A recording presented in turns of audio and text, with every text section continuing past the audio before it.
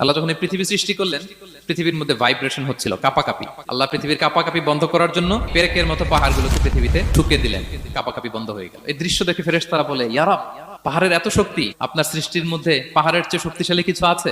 আল্লাহ বললেন আছে। সেটা কি? আল্লাহ বললেন সেটা লোহা, কারণ লোহা দিয়ে পাহাড় কাটা যায়, ঠিক কিনা? লোহার কথা শুনে ফেরেশতারা অবাক।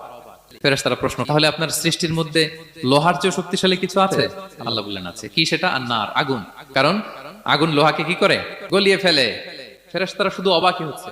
ফেরেশতারা বলে, আগুনের চেয়ে শক্তিশালী কিছু আছে? আল্লাহ বলে আছে, আলমা, পানি। কারণ আগুনে দাউ দাউ করে জ্বলে ওঠা আগুনের মধ্যে পানি দিলে আগুন অস্তিত্ব হারায়।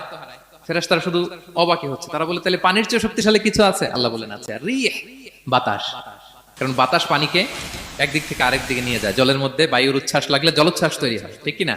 ফেরেশতারা আবার অবাক হয়ে বলে, তাইলে বাতাসের চেয়ে শক্তিশালী কিছু আছে? আল্লাহ বললেন আছে। সেটা কি? বলতেছে বনি আদম।